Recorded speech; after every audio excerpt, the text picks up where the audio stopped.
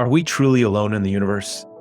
Years ago, I saw some bizarre lights in the sky, and my curiosity was piqued. This led me down a rabbit hole to discover who these visitors might be and where they might come from. On my journey, I found out that many other people were having these direct encounters with beings from other dimensions, and that I too could communicate with them directly.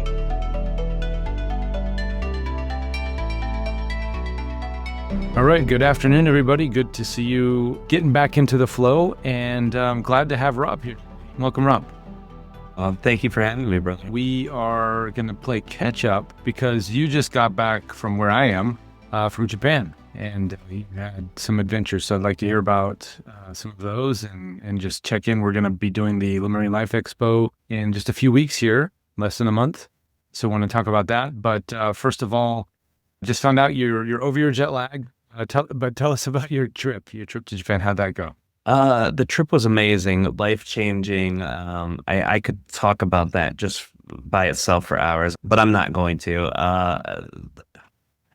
So I went there on a mission. I did 2 separate events in Japan, and I did it with Tyler and a Japanese guy Tyler's been working with for about a year, Tyler Ellison, the channeler of Ryoka of the Sasani. And we had a 5-day, 4-night event that we did at Lake Yamanoto by Lake Mount Fuji. And we did that event, which was absolutely amazing. And then we took 2 days off and then went to Ambari in northern prefecture, right, the south of Hokkaido. And then we did that for 4 days, 3 nights. And then we went back to Tokyo. Then I went home, and it was a very, very interesting thing. Like, I always knew I had some past lives from there.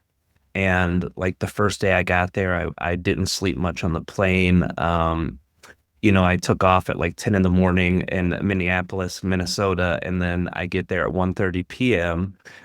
In Tokyo, and it's the day too, right? Yeah, it took a whole day out, so it took me 24 hours, 26 hours to make a 16-hour flight. Yeah. So I'm there and I'm exhausted, but I pushed through till the rest of the day. Ginchu met us at the airport, along with a lady named Ching from Taiwan.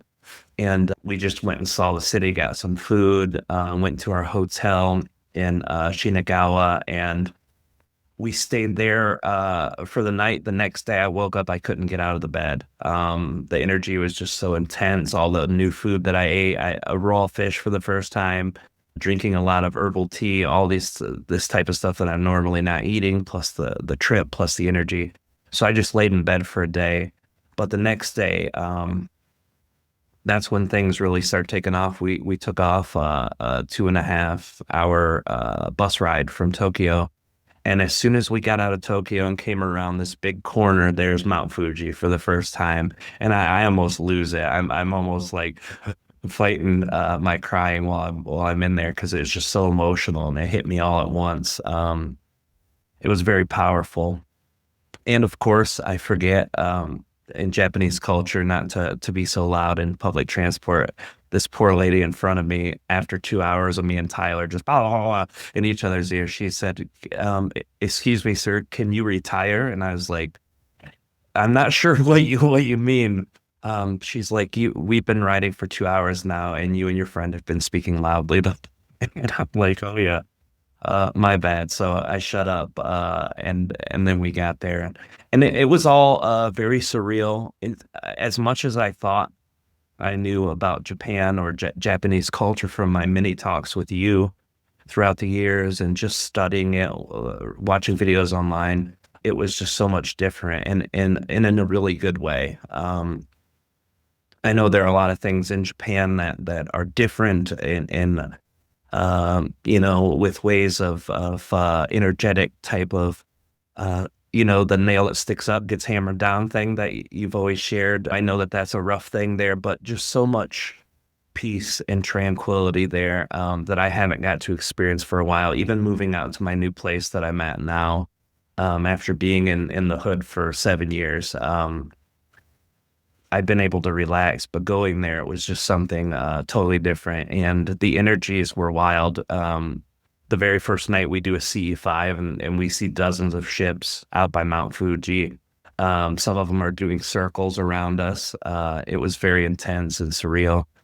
And it just kept going from there. And then after we finished up in Mount Fuji area and took a couple days off in Tokyo, that was nice. I got to see Tokyo nightlife and day life, and we seen Shinagawa. Then we saw Shinjuku. Yep. Shinju. Yeah, thank you. And then I think it was Yamanakako. Yamanako. yes, Yeah. yes. Minatawa City I think is what a part of it I saw too. And then Tokyo proper. We Yep. saw that when we went to get the bullet train to Amri. I thought we were gonna be on the road for 10 hours. And Genshu laughed. He's like, no, we're taking the bullet train. It takes 3.5 hours. So we take a 10-hour car ride in less than 4 hours on the bullet train, which was awesome. So yeah, it was great. We got to Almery, same thing. We had mostly the same people. There were 3 people that left and then 3 new people that came to the second leg of the trip. But the results were the same the very first night. We didn't even get out to the field before the ship started coming. And Tyler and I got to know each other a lot better. We've been friends for a couple years, but we really got some good connection time too. And he's an awesome dude. Just the people were great. The energy was great. The spiritual experience was great. And like I said, I could talk hours and hours and hours just about my experience there, but that kind of wraps it up the general sense of it, you know? And this was from my understanding, this is your first time out of the country, right? Yes, it was my first time out of the country since I was a little kid. My dad was in the military, but I think I was 4 the last time. It was West Germany when I was out of country last, if that tells you how long ago it was. Oh, okay. Oh, back when we had West Germany, or East and West. Fascinating. Well, I'm glad you got to experience Japan. I'm bummed we didn't. I know you were busy. I was busy. We didn't get to meet up, and travel is it's easier, and yet at the same time it's harder in Japan, because it's easy because we have the mass transit and you can get on a train and go anywhere.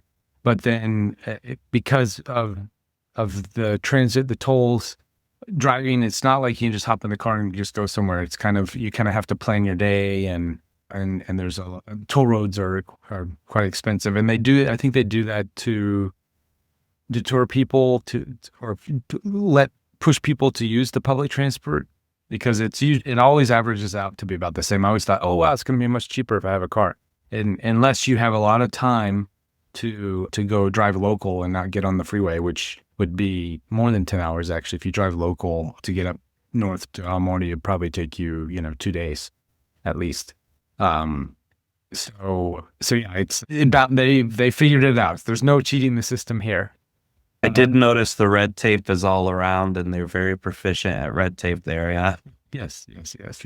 Definitely zones. But we didn't get to meet up. I know you're going to be coming back in the future soon and then we'll be able to hang out and stuff. But just the biggest takeaway, other than finding that peace, because I think that's what the Japanese people do so well, is in all the chaos, they're able to create sanctuaries or places of peace.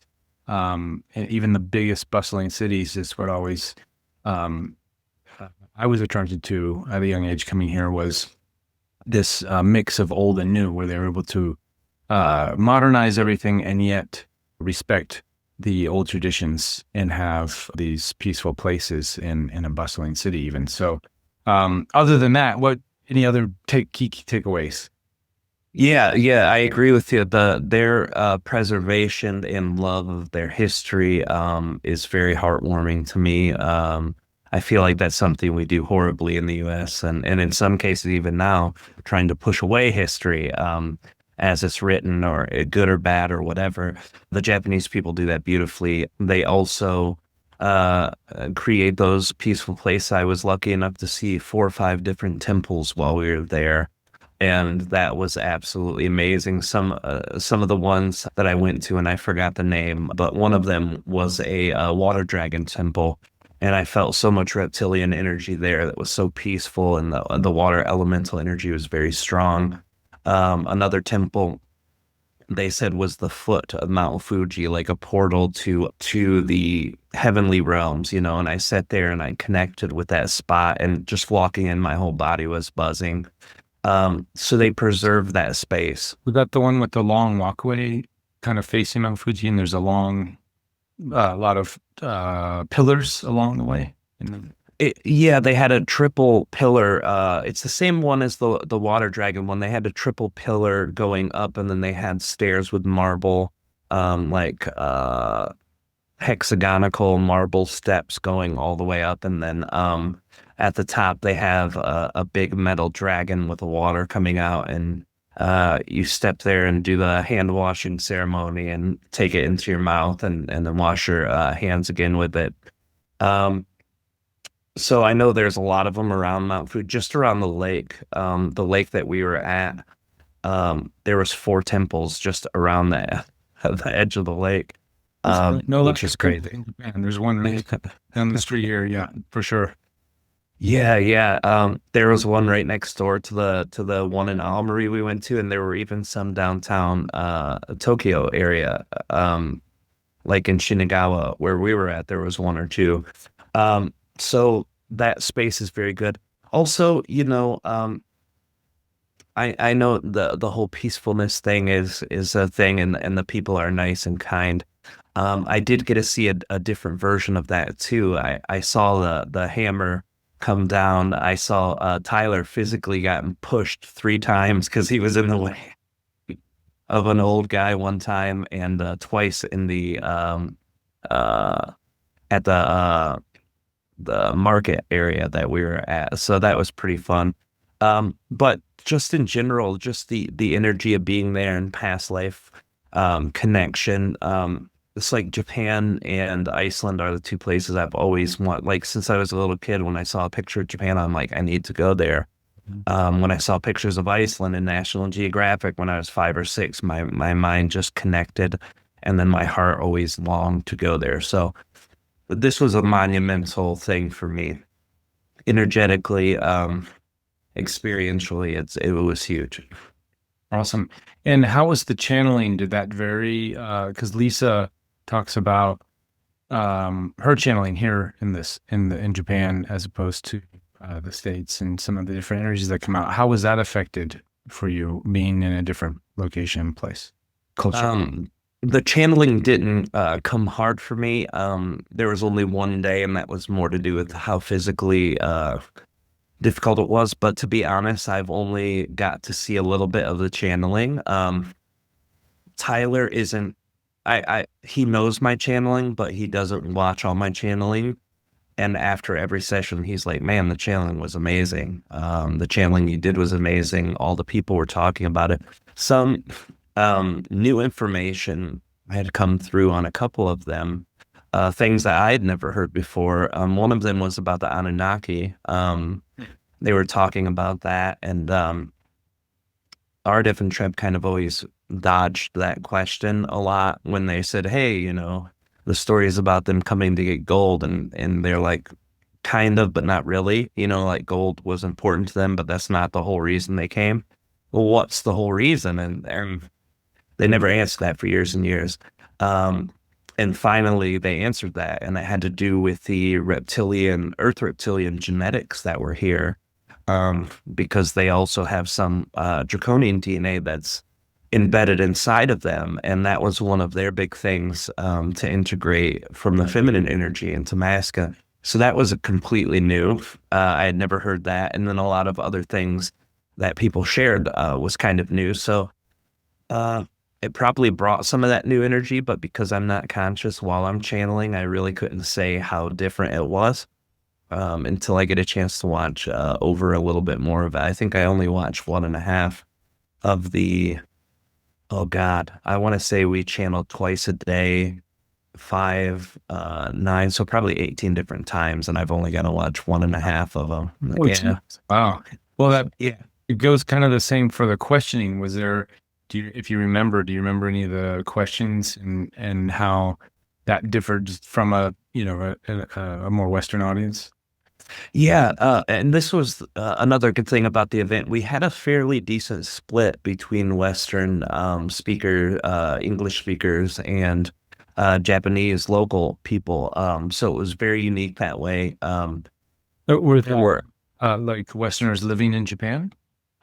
no, we had a guy come from Scotland. We had one lady come from Taiwan, and she spoke English, and then a guy came from Germany, What? and then me and Tyler also. So we had a fairly good group of English speakers there. Um, so the unique dynamic from what Tyler shared from the last two times that he had been in Japan was that the English speakers and Japanese speakers actually really bonded well this time around. The last time before, everyone bonded and had fun, but they also kind of stayed into their separate groups. Um, Language barriers being a part of that, but everybody had their Google Translate out, and it was really good. Everybody got to really connect. But um, I've noticed that in the last year with the Japanese audience, because we've been doing online stuff with them every month leading up for almost a whole year, probably more than a year at this point. And they come with a lot of different types of questions, and some of them are very deep and profound and spiritual. Others have to do with other things that they hear from other people a lot. I know a big concern from a lot of the Japanese people was about the earthquake thing that had been predicted by some famous psychic over there, maybe, Yeah, it or was channeler. a famous comic artist, actually, psychic slash comic artist, who had over the years had been writing a series of comic books, putting in her predictions. So she would go to sleep at night and then have these visions, and then she'd write them down and then turn them into comic book stories. And those comics became famous. And then people went back and they're like, wow, almost all of your predictions in these comics have come true, including the Fukushima quake and other events. So she was so accurate over the years that people really thought that July 5th. Now, I'm hearing different things, that she said July, and people just took July 5th because that was like the date in the comic book that she used, but her prediction is actually just for the month of July. And maybe that's just a cop out because on July 5th, it didn't, nothing of significance happened. But there's a lot of, yes, that's where it comes from.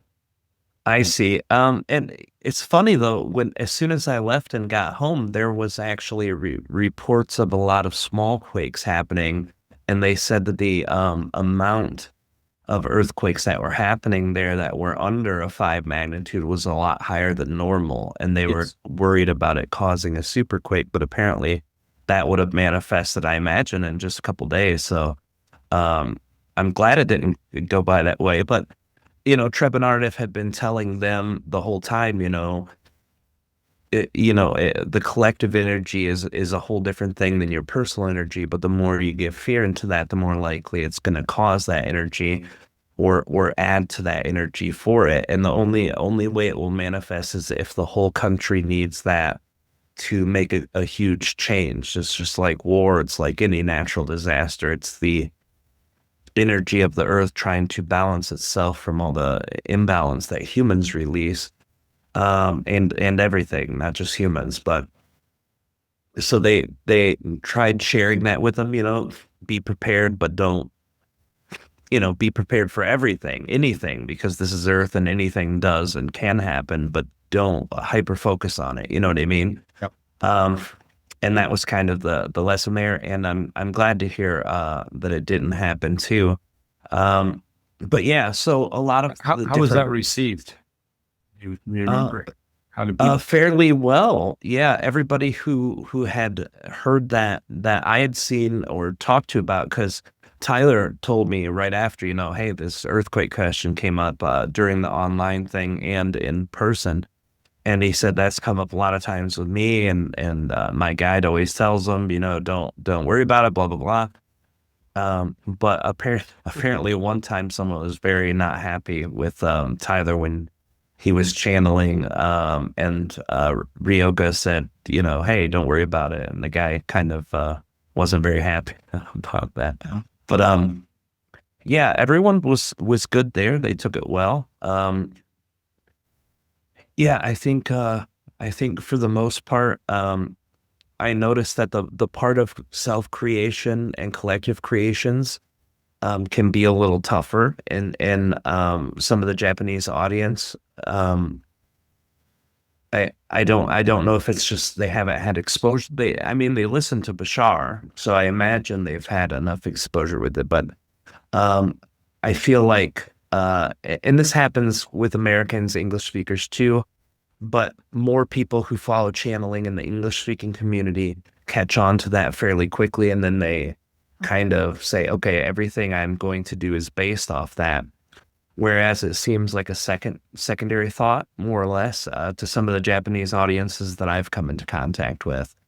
And I don't know if that's like that across the board, or not, but they don't always see the power that they have in their creation. And that was something beautiful at the event. A lot of people really drove home that idea when they went out for the C5s and they saw these UFOs. They're like, holy shit, I did that.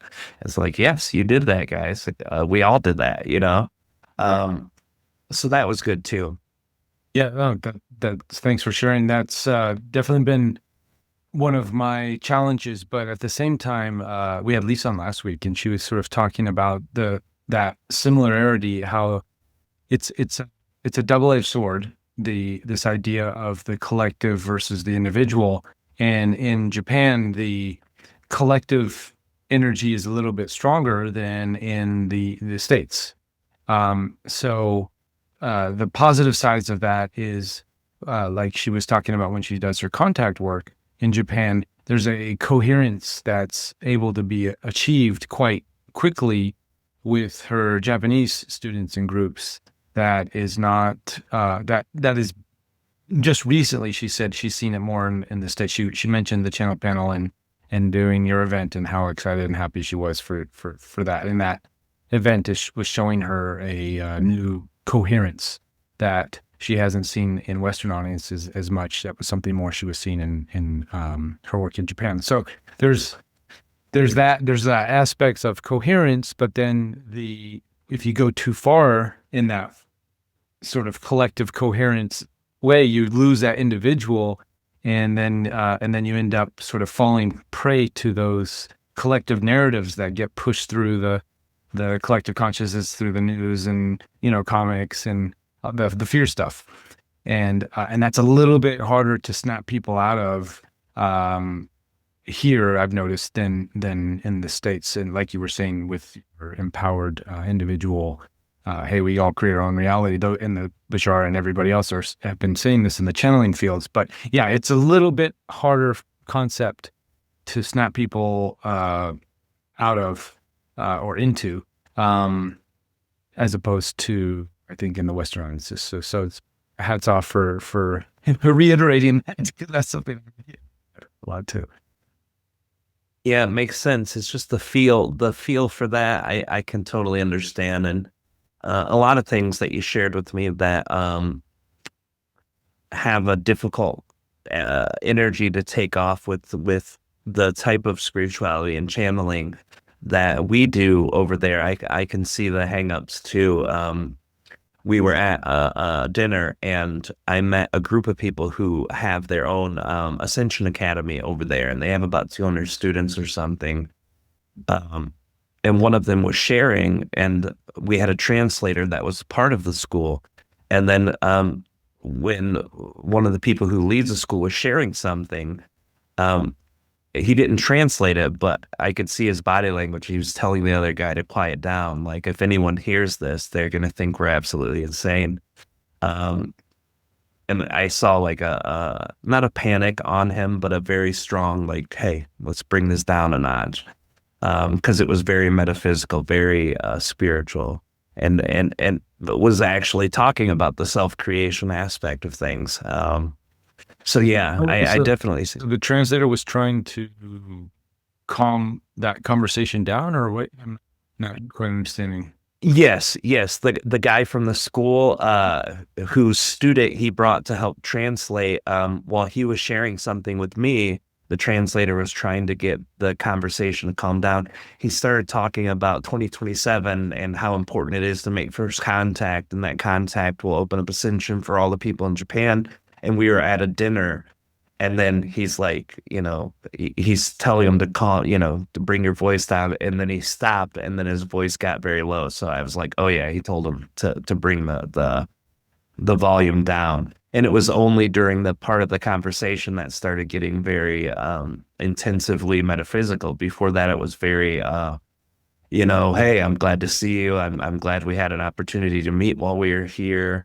Look forward to connecting at a later time type of conversation. And then once it got to that, and the translator was a young kid, not a kid, but he was 18, 19, 20. Okay. So yeah, I could just tell the conversation led to a part that might have been a bit embarrassing for him.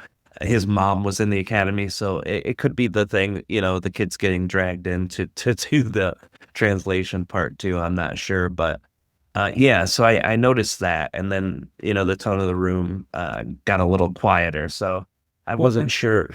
I to touch on, because you and we talked about this privately as well, and I think I may have mentioned it in the portal at some point, but Japan also has a tendency to fall into cult mentality. There's a lot of cults, religious cults here in Japan. I don't know if people remember the what year was it? 1997.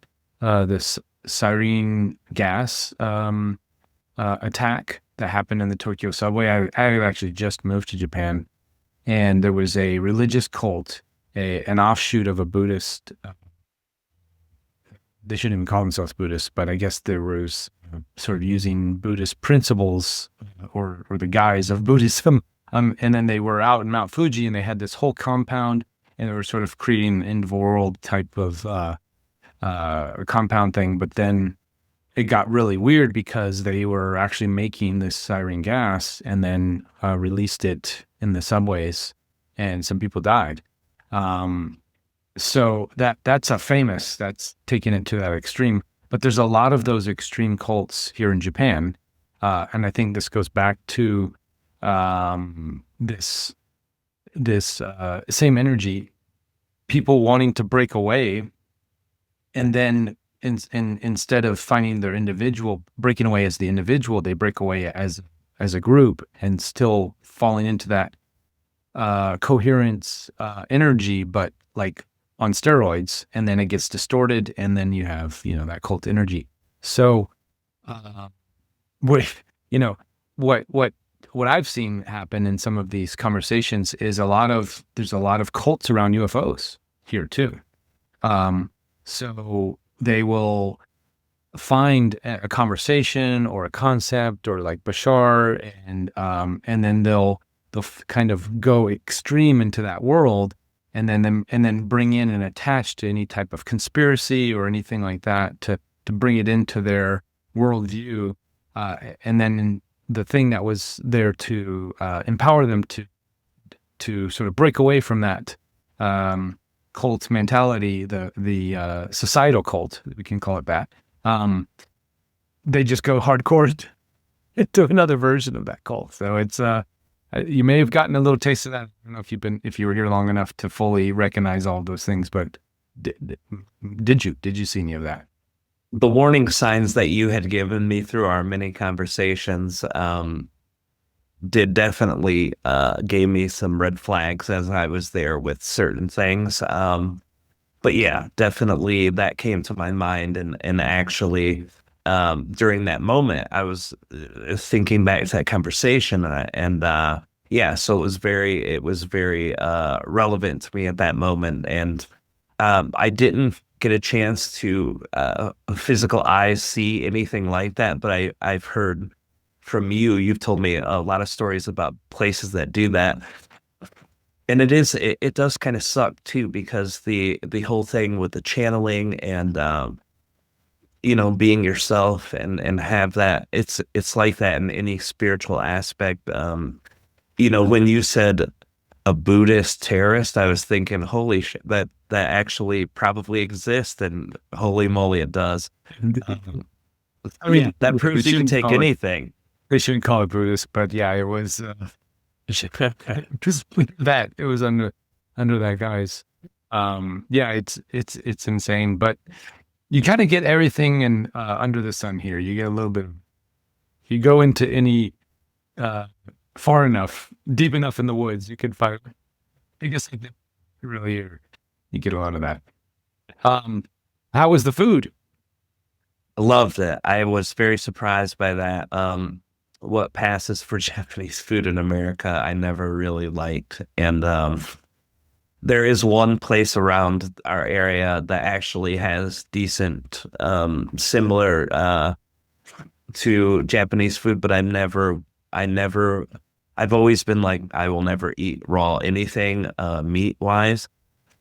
And I've always had this thing against sushi. And of course, the American version was really not good anyway, but I would eat it and I would be so turned off. And I'm like, I'm definitely not going to do this plus raw fish. But as soon as I got there, all my inhibition just left. Like literally, they're like, "Hey, you want to try this?" And I'm like, "Yes, I will try everything you throw at me." I ate squid, octopus, I ate raw horse. Yeah, I went hardcore. I ate raw fish. The thick stuff, I couldn't really do the thick fish. The texture, like I did the first day. Um, and I ate quite a bit of it. And I think that's why I was out the whole day. My body was just like, I'm not used to this.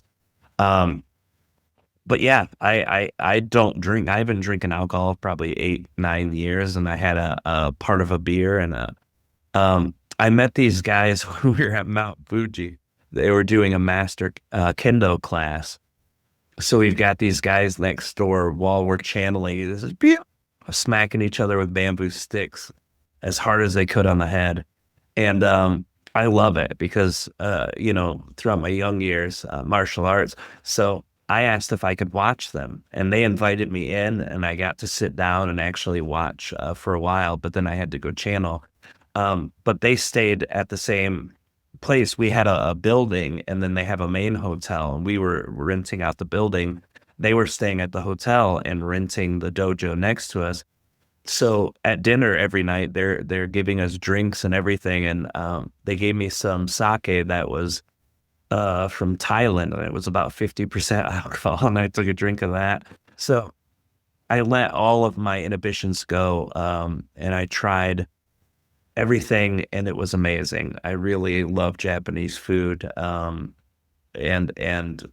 it really makes me sad though that there isn't very much in this part of Michigan that stands up to what real Japanese food is, and that's why I always was kind of iffy with Japanese food. But Yeah, yeah, it's I ate a hard in the Midwest there. In Wilmington, Wisconsin. So I wanted to go to a place to have her have authentic Japanese food, but it's just not possible. Yeah. Yeah, you got to go to Detroit or Grand Rapids to get it. The one place over by us, we have Western Michigan University, so there's a lot of Korean, Japanese, and Thailand. So a lot of the Eastern slash Southern Asia area. A lot of Chinese students too, Taiwanese.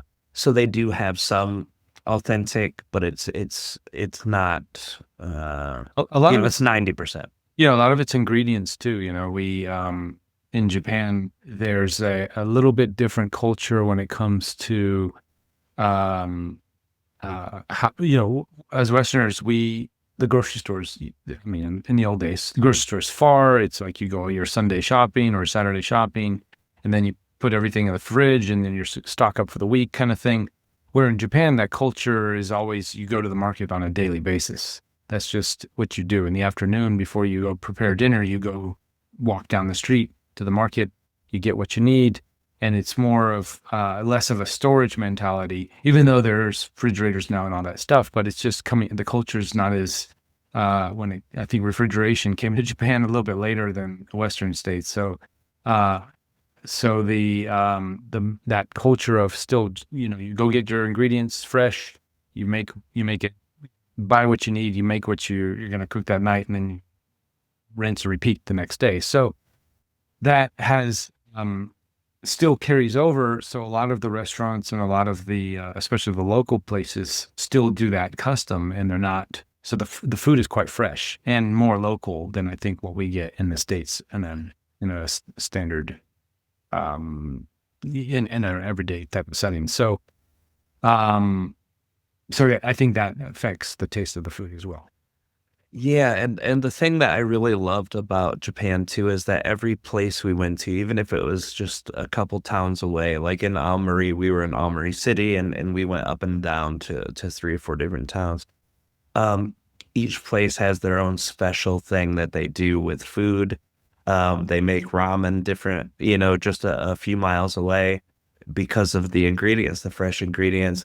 Like in Aomori, everyone is, that's where all the apples in Japan come from. So they have apple everything. The type of clothing they have in Aomori, the Joman people, when you get to that area by the museum, they've got everything. So it was nice to see all of these different things, like the Japanese thing in general, the ramen. I really enjoyed eating lots of different type of ramen, but all of the different ingredients because of where they were, they're like, this is all local ingredients. This is what we have different here. And that was amazing. I really enjoyed that too. And it definitely shows in the food. Yeah, it's a different. You have to sort of switch your mentality from in American standards, where it's the further in the country, all you get is Taco Bell or McDonald's, or franchise sort of junk food stuff, convenience store garbage and all that stuff. Where it's the opposite in Japan. The further out in the country, you get local, fresh, good stuff because, again, it's the cultures, the traditions that have gone back so far, and there's this pride in the local communities that still holds up today, where a lot of that has been sort of, in the States, it's just been wiped out. And you have those local, mom and pop stores, the big franchises have wiped them out, so they can't really exist in that way unless you know someone, grandma's apple pie, the country, because you know them or something like that. But yeah, it's a different. The food, if anything, if anybody comes to Japan just for the food culture alone, it's probably one of the best. I think a lot of the food top cooks of the world have stated that if they were to get trapped in any country for the rest of their life, where would it be? And they all say, yeah, Japan, just for the food alone. So there's reason. And that food is amazing. It tastes good, but I also lost 23 pounds. 23 pounds from the week before I left and the week after, and being there for 2.5 weeks, I lost 23 pounds. So, well, that's great. Probably it's hot here right now. You're probably, especially in Tokyo, it's humid. You're probably sweating all. Yeah, I mean, you could see my inner arm versus my face, multiple colors. I got sunburnt the first day we went out to the temple.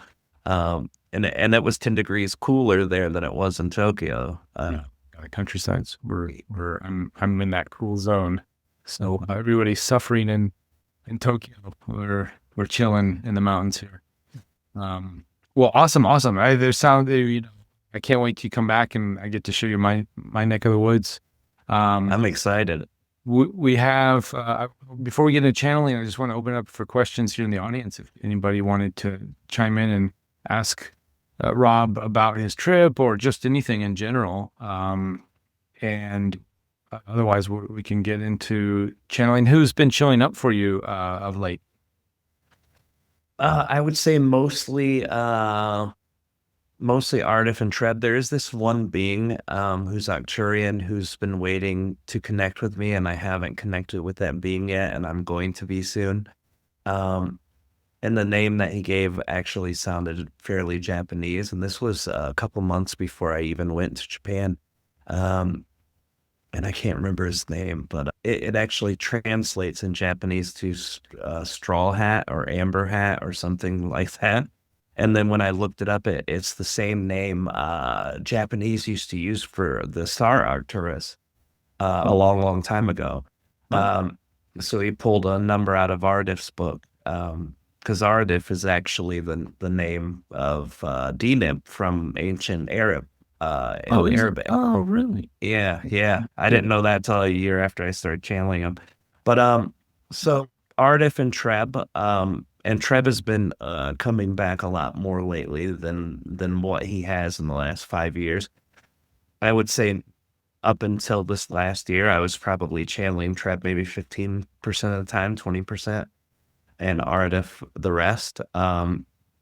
And lately, Metatron's been showing up more. I've channeled him twice in the last 4 or 5 months, compared to not channeling him for almost 3 years at that point. Um, and then Treb's probably showing up 40% of the time sometimes. So, Wow. James is asking, did you ever hear of Sana Kimura, who's an Arcturian that has an Arcturian connection? I think he's a famous sage or a kind of teacher. no, I have not heard of that. I'm very unplugged from it's weird because I know a lot of channelers, but if I haven't met them, I don't know about them, or anyone who doesn't channel, it's even less likely I've heard of them. Hmm. Yeah, I didn't even know who Esther Hicks was till like I was with Kalina for 2 years, and she's like, yeah, like, and I was like, who? She's like, you're kidding me, Rob. So yeah, I'm pretty out of tune.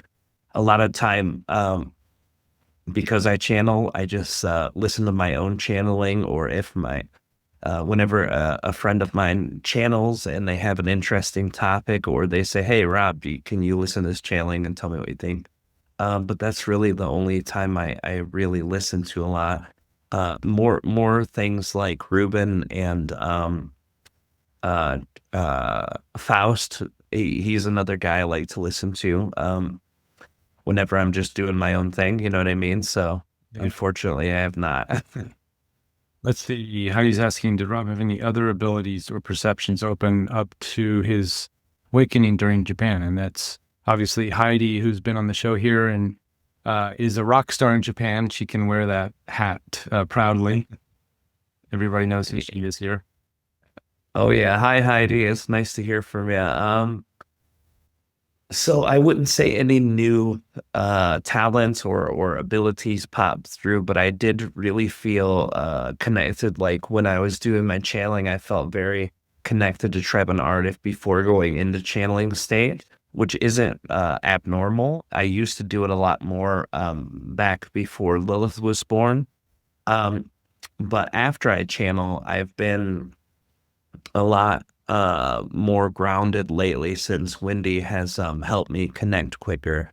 But when I was there in Japan, I felt very grounded initially, and then within 10 or 15 minutes, I would feel very ungrounded and kind of spacey. And I'm not sure if that had to do with the energy grid systems being different and the way I try to ground the things. But it's really one of the only big noticeable things that happened.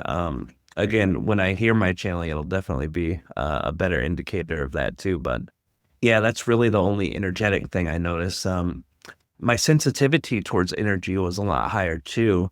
And it could be because I was in the zone, I was going to Japan and I'm like, I'm going to a place that's very spiritual for me already. And when I think like that, or when my mindset is set to feel energy, then I feel it more. But even without placing intention, I was able to feel energy a lot better there. Yeah, the Japanese, they really do it right when it comes to with all the temples and the Shinto shrines. There's a preservation of energy ley lines that I think we've lost. In the States, there's churches and whatnot, but they weren't a lot of the sacred places that, let's say, native cultures would put, in their traditions would have the sacred areas. And a lot of that's been, sort of looked over or or desecrated or destroyed, or we don't have the marker points for here, even though the religions have altered over the years, just like all religions get sort of diverted down their different paths. There's the energy ley lines, and the acknowledgement and cultivation is still quite active here, as opposed to many other parts of the world. I've noticed they really do a good job of preserving here. So I think with that comes an easier to connect. Like you can, like we were saying at the beginning, even in the bustling, busy city, you can just walk right outside your door, and there's a temple there that you can go and have some peace with, and connect in and ground into the ground, so that they make it a lot easier here to do, instead of, in the States where you have to like kind of search for it. That makes sense, and I never thought about it like that. That's actually very enlightening. The energy of people doing ceremony or repetitious actions of spiritual things definitely would anchor in more to the ley lines. So that actually is very brilliant. I never thought of that. And yeah, and then you have this massive numbers of people going to these shrines. Typically, there's a special day. Most people don't go to the shrine unless there's a holiday or some kind of special occasion, other than passerbyers and visitors that are going to visit.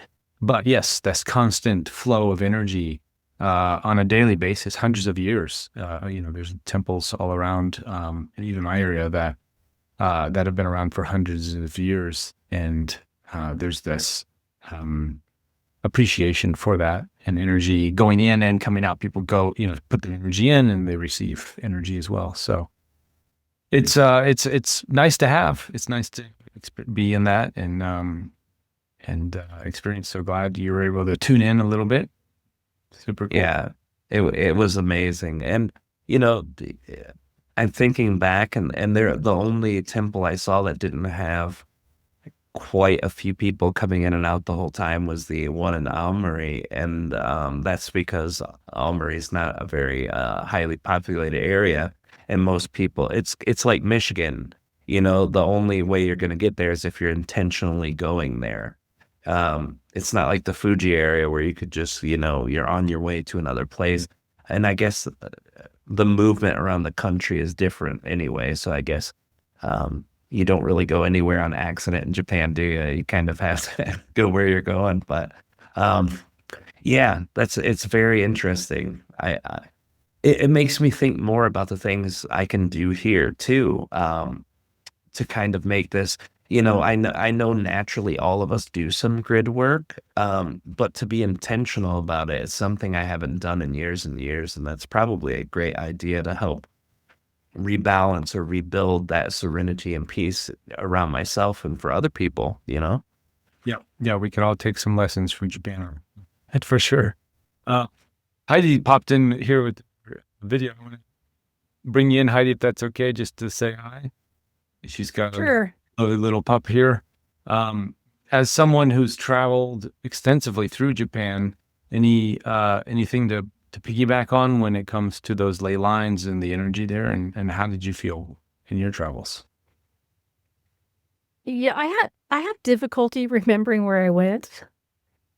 If I don't write it down, then I have difficulty, so it's hard for me to name the different shrines and stuff. But I did notice in some shrines and temples, the energy was just instantly wonderful, and in other times it wasn't. So you can definitely feel that. And I would call it the collective consciousness of the, and by the way, I apologize for my lighting. I didn't plan on being in this room. Looks great. In my experience, when I have taught workshops with a Japanese group, the Japanese students seem to get it faster.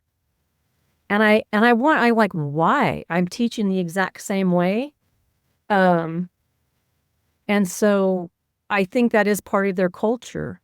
And I'm sure Rob noticed little things like when you're just walking along and you go into a little store, they'll have little pillars of salt at the doorway.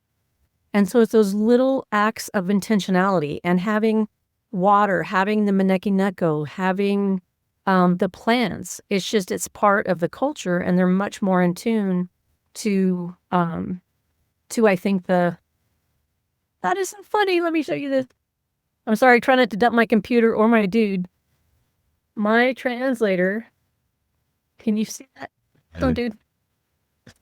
Wait, is it? It zoomed in for just a second. We saw it. Yeah, my translator gave this to me after a particularly challenging thing, and I love it. And it's that intentionality. And I'm sorry, he's being a needy Nelly. I shared with Mark, we got hit with a pretty severe attack very recently, like energetic attack, and he was with me. And so he's kind of a needy Nelly, and we're healing, and it's fine. But yeah, 12 out of 10, don't recommend it. So as far as Japan, Rob, I just want to tell you, when I'm in Japan, I'm so sorry, but if I eat, it has to be cooked and dead. That's And I forgot that. well, it wasn't just that. I was surprised they actually put this in my book, but one of my trips to Japan, they brought a cuttlefish, and it was supposed to be, I guess, harvested or dispatched, whatever word you want to say, right before they brought it to the table. But it was not dead. And it was oscillating the colors, and it's sitting on the table in front of me, and I just was about to lose it. So, and then the other thing, That's how you determine how fresh it is, Heidi. oh, yeah, but when I can hear it scream though, Ruben, and I'm all like, oh, and the other thing I found out is, for me, and I'm not vegetarian, by the way, so especially after you read The Secret Life of Plants, I just appreciate all life.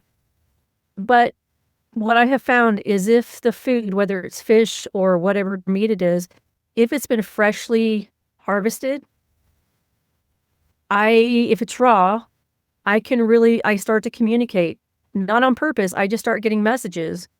And so I found if the meat is cooked, I don't get that. So for me, I prefer things to be cooked, or just eat vegetables or something. So hats off to you, Rob, for being that adventurous, because what was it? Octopus tabimasen.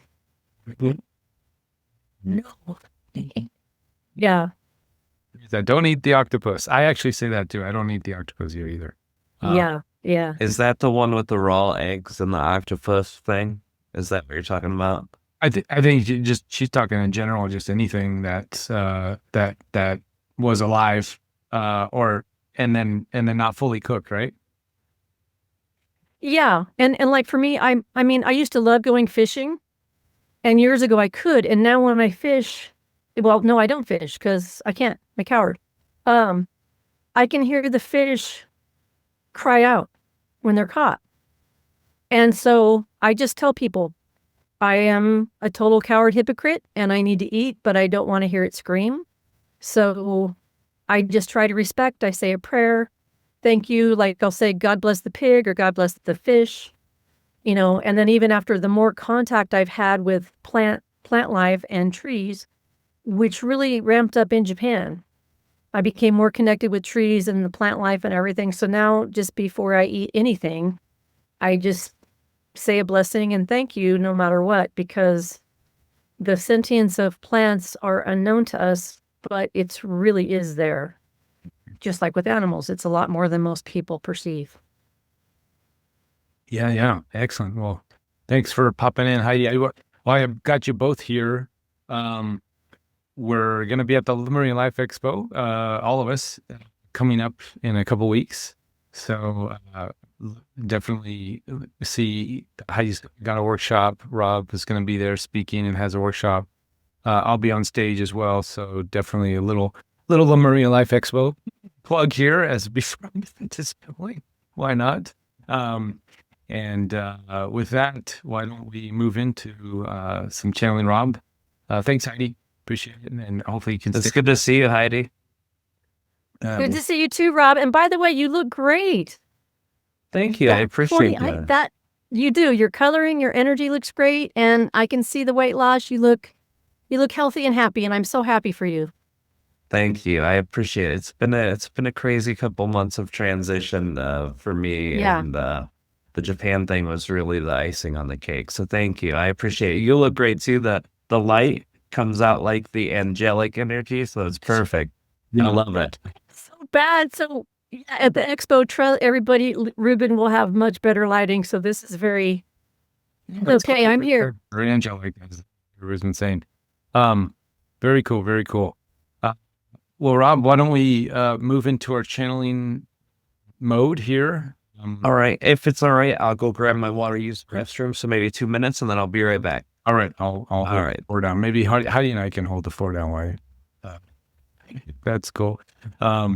Hey, since we're holding the fort, for anybody who sees this or on a record, I attended a call this morning and a lady wasn't sure whether or not she could attend the expo. And what I told her, I encouraged her to go to the website and hit workshops and then scroll down and just see if anything jumps out at you. And then if whatever you move to do, that might be a way to see if you're interested. And then Ruben, there are going to be replays, right? Of course, yeah. We'll be Yeah. So we are live streaming this year. We have a different live stream crew, and we are gonna just be live streaming the main stage stuff. So the workshops. So there'll be a feed going the whole time, but it's just one feed as opposed to a lot of different break off feeds. But we will be recording all of the workshops, and that'll be made available for view afterwards. So after the fact, you can buy that. There's different packages in there. I forgot how it's all set up, but there's different packages for live stream or playback and all. However, it all is there. But yes, for sure, we'll have records of everything. Yeah, and that's nice because I know that sometimes it's just difficult to get away. Yeah.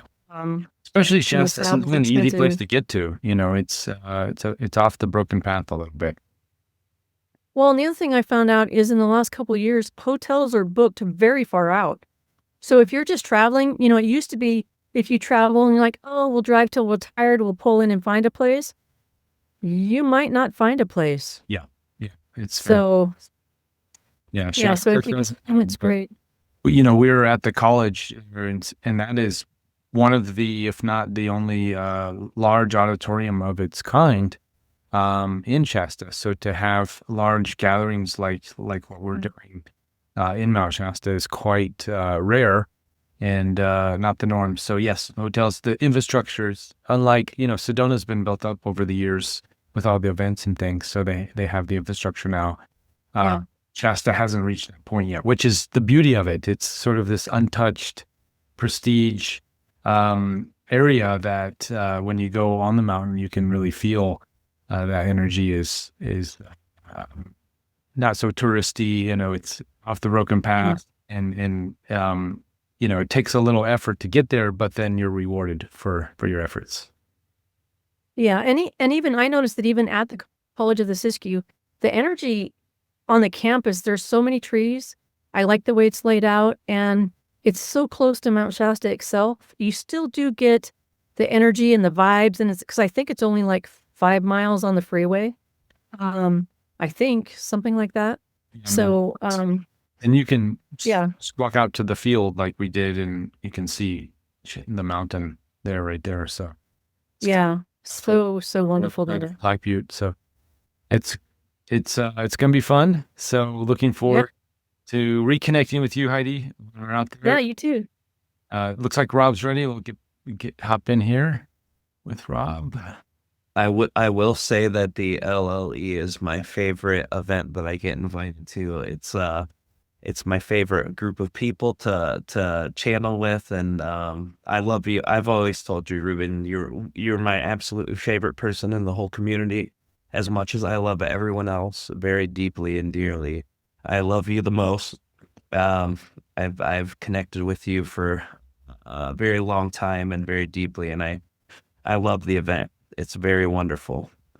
It's not just a fun one to be around, but all the people who went there last time had an amazing time. So I'm excited for it.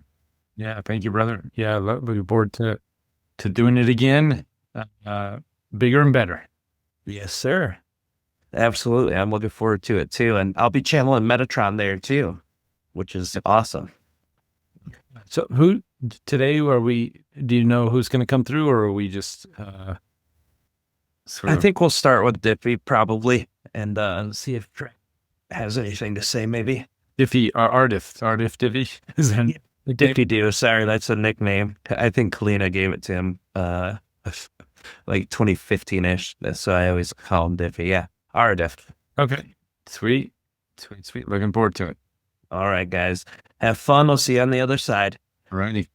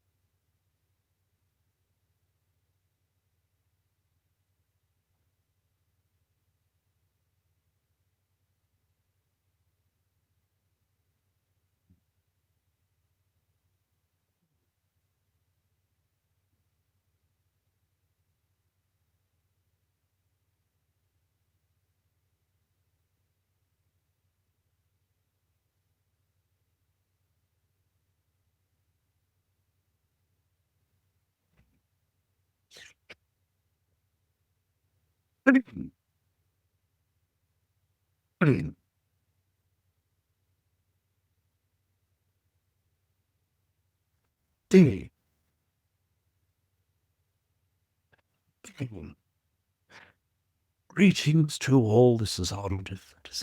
Aridif, and this is spelled. We understand all of you have queries for this time, but before going into those queries, there are two things that we wish to express. The first, above and beyond all things, are expressed in this day, to know, to feel, and to perceive that you are loved, and our perspective is of the utmost importance.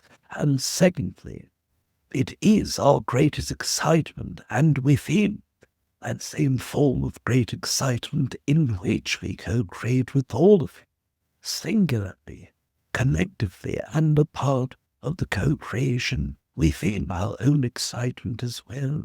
And of course, greetings to Ruben as well. Thanks, Ardif. Good to talk to you and connect in this way. And as we did last year, getting ready for the Lemurian Life Expo, I got a few questions in regard to that energy. This year, we're going to be doing it during the Lionsgate portal, and wanted to just sort of check in with you, Ardif, with the energies and what is being made available to us this year that might be different than our experience last year with the Lionsgate portal energies and just in general where we're at on our Earth time, space time now moment.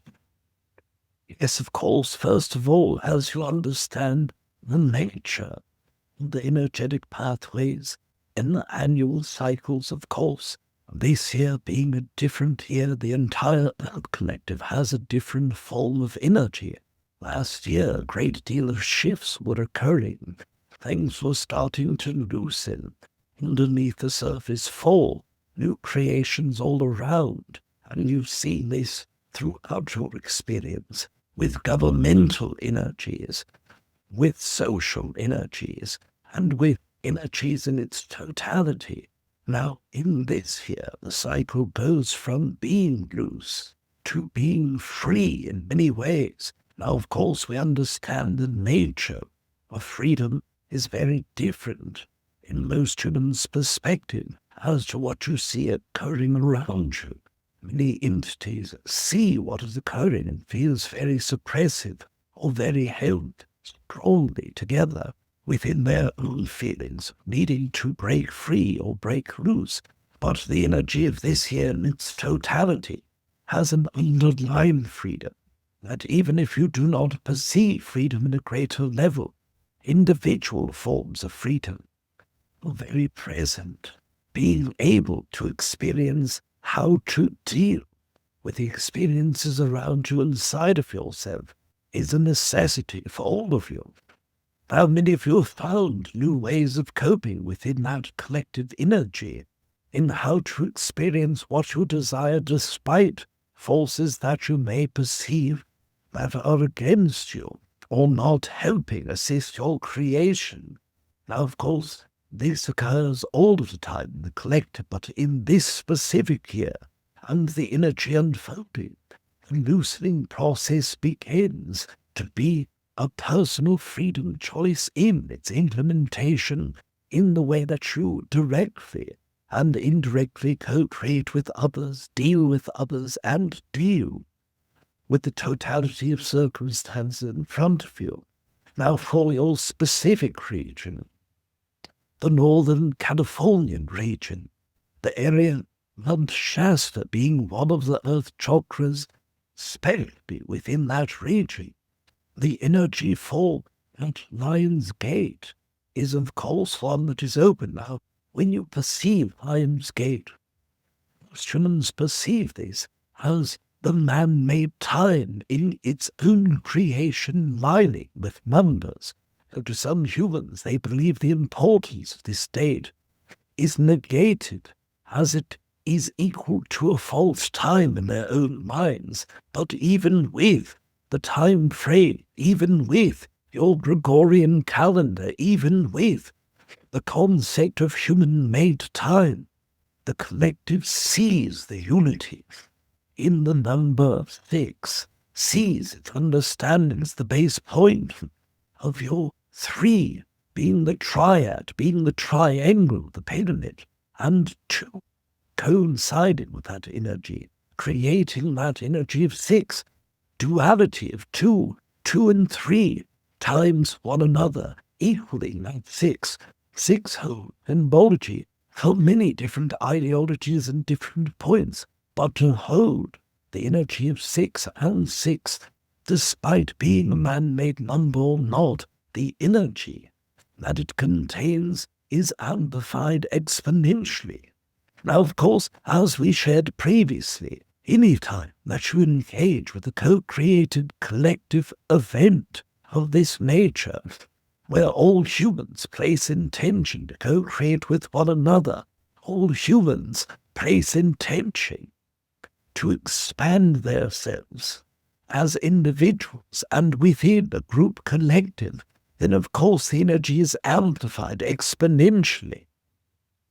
The being open portion of those humans being close to this earth chakra point, dealing with the third eye energy, the crown energy, the throat chakra energy, and all of these ley lines converging onto this point with the higher chakra energy. Of course, the experience there will be one of expansion. Now, we do share that during moments of great expansion for humans, what you bring to that expansion will show you what you receive.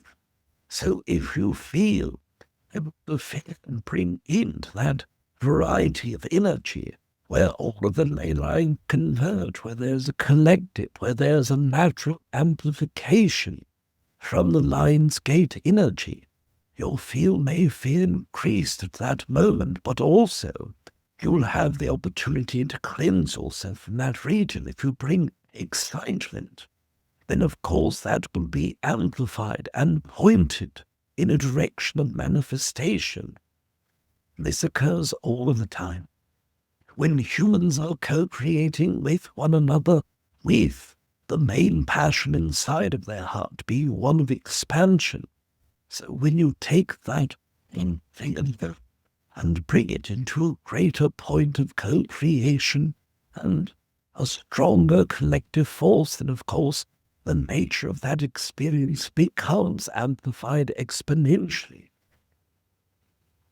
It sounds like the combination of Mount Shasta, the Lionsgate portal, And then what we're coming together there with our intentions as our group to sort of bring the theme this year is Return of the Ancestors, to return to this Lemurian energy. So with that intention, putting it, just being there on the mountain and everything, you're saying it's kind of like a megaphone that goes out to the rest of the world in a positive way, or in a lot bigger than normal way.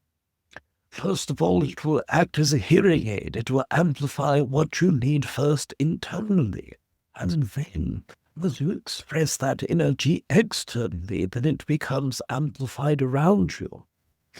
I see. So the maybe messages for those who might be coming to the event or tuning in online, then at first really listen in and tune into what they might be receiving at that time.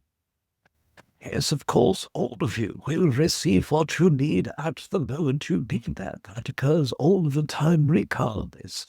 But when you are in a place of that nature, bring with you what you desire to transmute.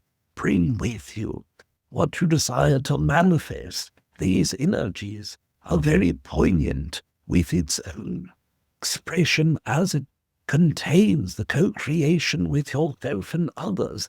The energy itself, with the amplification, will serve you with those greater desires as well. Taking in information will come naturally to all of you. The energy of excitement opens the heart chakra.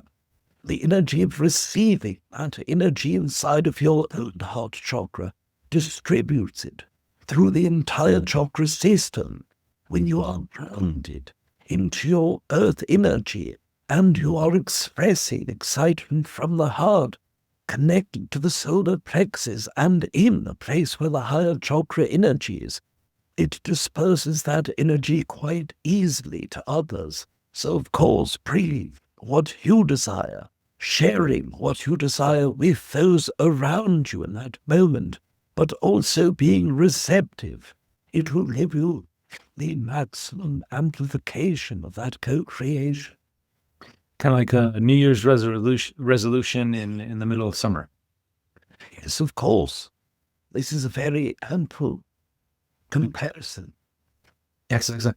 Now, just to shift the conversation a little bit, Rob recently got back from Japan and just sharing a lot of experiences. I have a kind of question for Rob, or on behalf of Rob, for you, Aridif. I'm assuming Rob got some physical upgrades with his traveling to these PowerPoints in Japan. Could you go into a little bit about that, and maybe what types of upgrades did he receive? Yes, of course. When going into that region, a great deal of energy that had been stagnant within the local Michigan region where he inhabits, it has mostly to do with second and third chakra energies, as Michigan works within the first, second, third chakra mostly, especially in this specific region.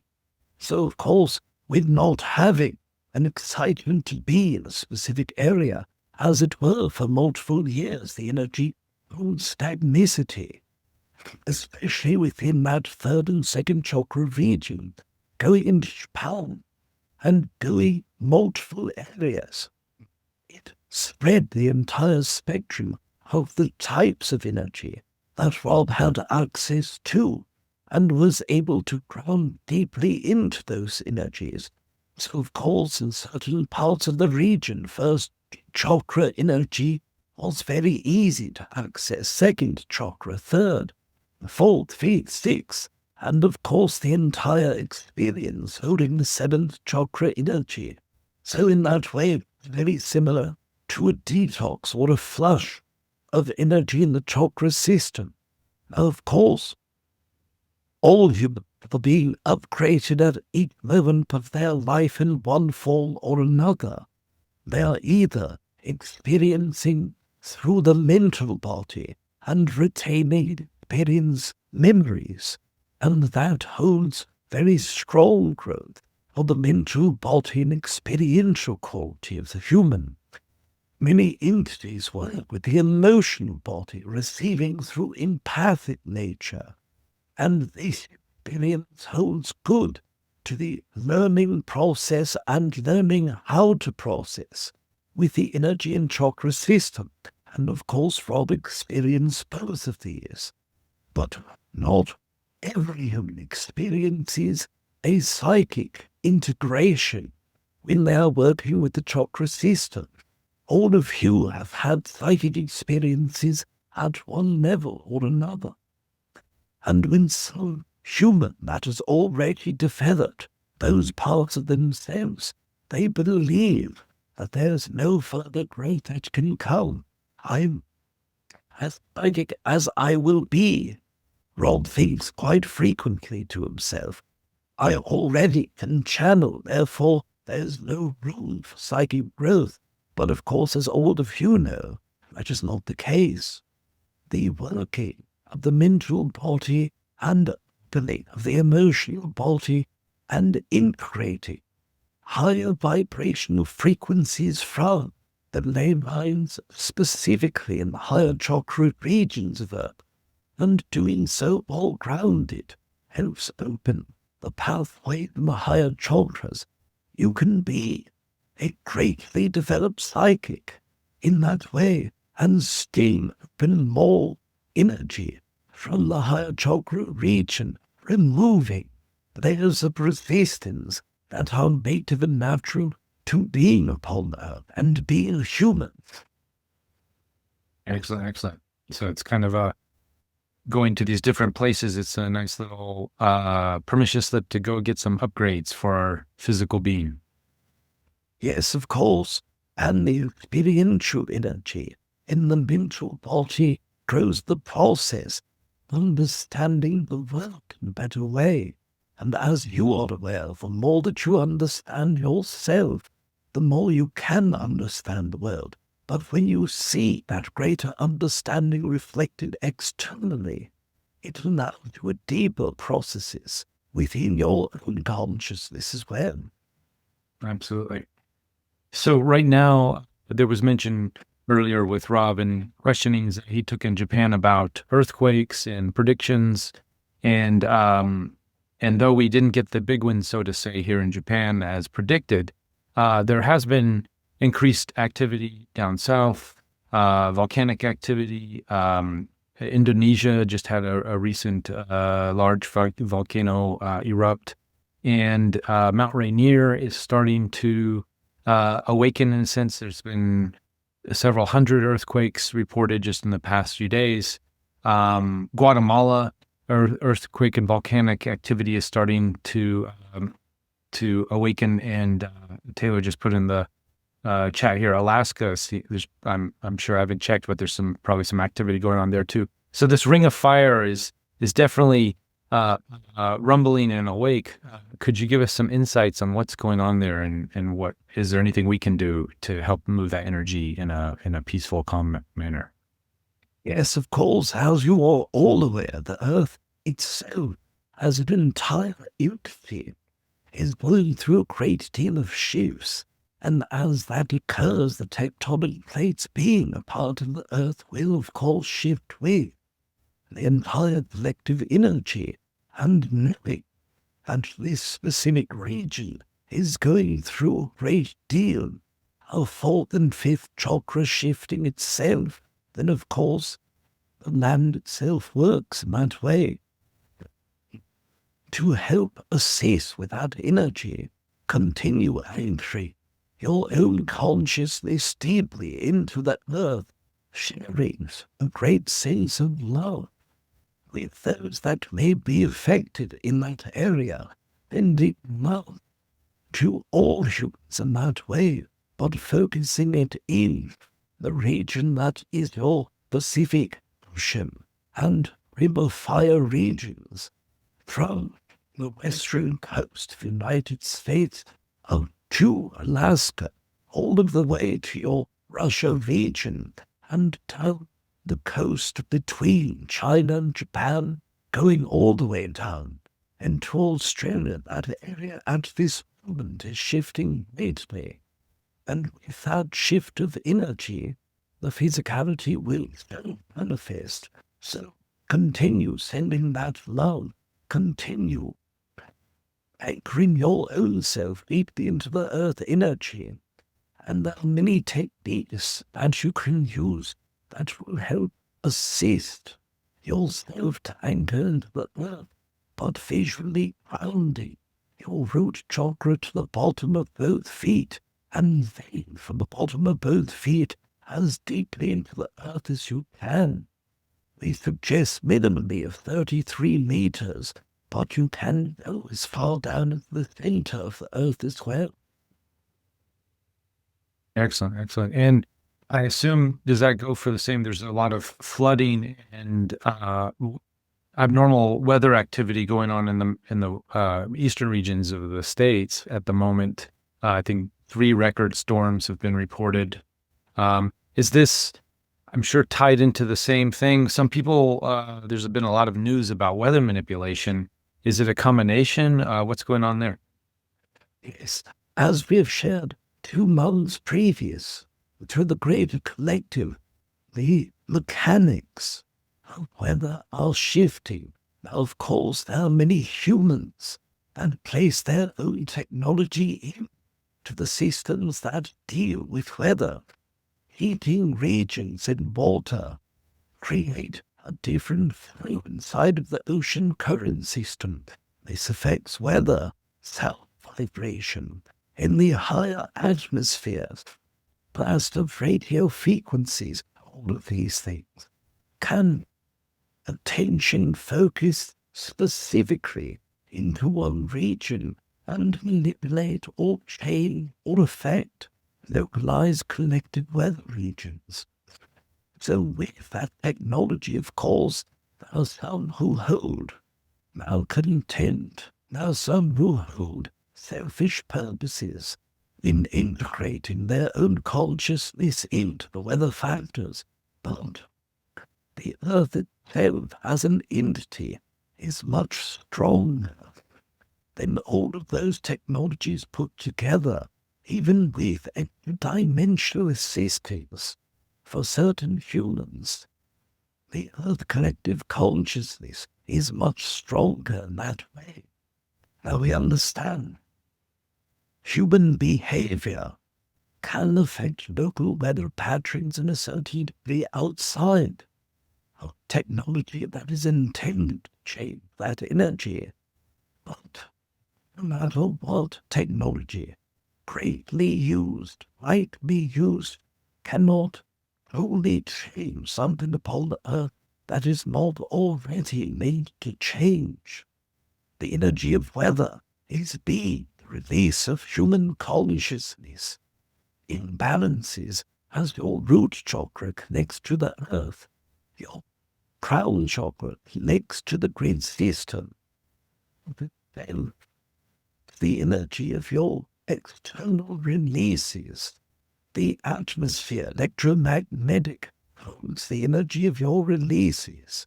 And because humans are going through great shifts, that is what is affecting most of the earth and specific weather attributes. Now, when we shared a few months previous, part of these changes are part of the energetic cycles that are occurring. The release of great energies, as you see large conflicts playing out in your Middle Eastern region, in your Western Fall of the Asian region. These energies are being released in great deal through that weather and your current events. So continuation of that grounding energy, sending out to the region, sending out to the entire earth, is very important. Now, we are going to switch back into the Treb Bor Yit-Ne consciousness. Rob's physical sinus region has been affected, and it creates much greater hardship for us to communicate through that than Treb Bor Yit-Ne. So one moment we will bring forward Treb Bor Yit-Ne.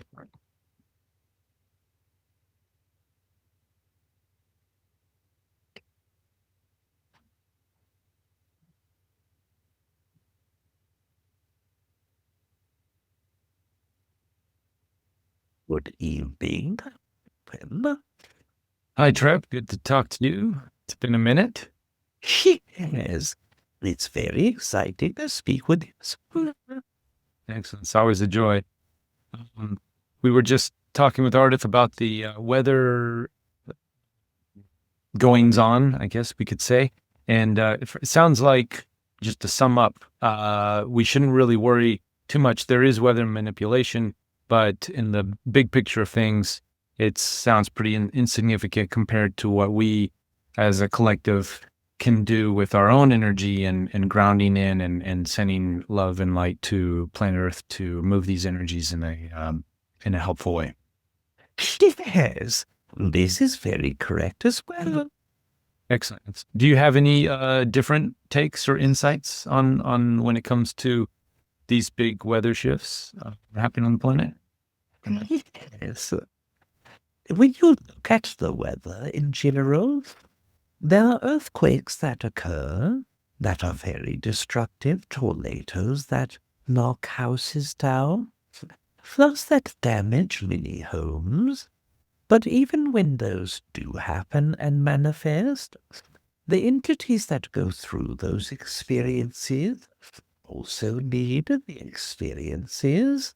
So as much as you are able to share your love, as much as you are able to send, certain breaking out groups of energy and weather will still happen where it needs to. And all in all, the energy of sharing your love and the energy of sharing your excitement with others is very helpful and does help calm down the energy of the collective. But right now, more humans in the collective are having difficulties than having excitements. In a greater sense, many are connected to the problems that are shared with news agencies and with government, and they are sharing what is not exciting for them or what they want humans to think about. So this does bring down that vibration of the earth quite a bit, and it is harder to overlove those that are very imbalanced than it is to focus on your own love and own excitement.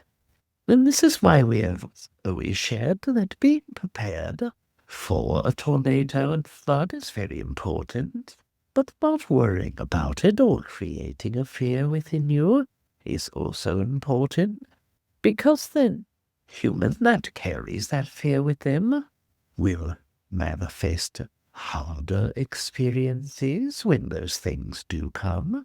But also, if many humans worry at one time about one place or about one thing, it gives a much higher percentage chance of that energy manifesting as well. Excellent. Yeah, that makes sense. We'll hop into questions in just a second. I just wanted to piggyback on how did you perceive the energies of this recent July 5th prediction that so many Japanese were focused on? And it was almost frustrating, I think, for me and maybe for Rob as well, that the over hyper focus on the state and the everybody's going into doom and gloom modes. How did we dodge a bullet? What's going on there? I was kind of worried that there was too many people focusing on it. Anyways, what's your take on all that? Yes, there were a great many humans that were fearing this, and it did bring activity to that region, but also remembering that only a small percentage of population of the humans were over-focusing on that. The rest of the region that dumps energy into those ley lines that go into the area and by the region, into the ocean, into the area, the grid system that's above. These entities did not know about this, did not think about this, did not fear this. So even with a very strong collective of Japan and localized fear, it did show up by those quakes and by all of the hyperactivity, but the rest of the earth helped rebalance that out. in a way that many humans perceive. Humans are quite self-interested in a certain degree, where most humans that don't live in Japan are not thinking about earthquakes in Japan. The only time their attentions focus on that is if a loved human or a loved entity is living there, or if they hear about it on the news. So, in that way, the energy of not caring about what is happening outside of your own local world did help rebalance that energy for Japan. Excellent. Yeah, that makes sense. Awesome. Let's see. Courtney, you have your hand up. Go ahead. Hi. Hopefully you can see me okay. So kind of to talk a little bit more about this current topic. So there have been a variety of other channels, mediums, astrologers who have also touched on potential underwater volcano near Indonesia. And I'm wondering if this is all connected together with Aridif, even focusing more on that Pacific Ocean area, which, does touch Japan and Australia as well. So I'm wondering if all of this focus from a variety of different sources, since we know that that focus can amplify the potentiality of this outcome, if we're looking at the current timelines of probabilities, is there a likely timeline of when this would happen, and understandably how we could work to minimize this using our intention and grounding and sending love, um, with this as if it is a real potential, what can we do to help maybe spread this into these other areas of channelers and those who are privileged to this type of information to minimize the fear of the impact? We will share with you that there is a 100% probability that a volcano will erupt and that an earthquake will happen, but this can be anywhere in the world and at any time.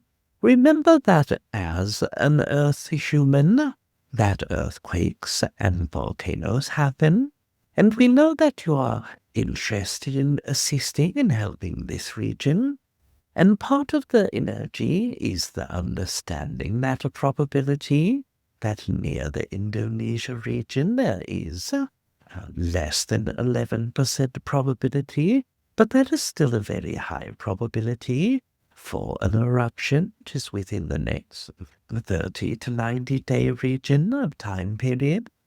So yes, it is very high compared to other areas of the world or other places in the world.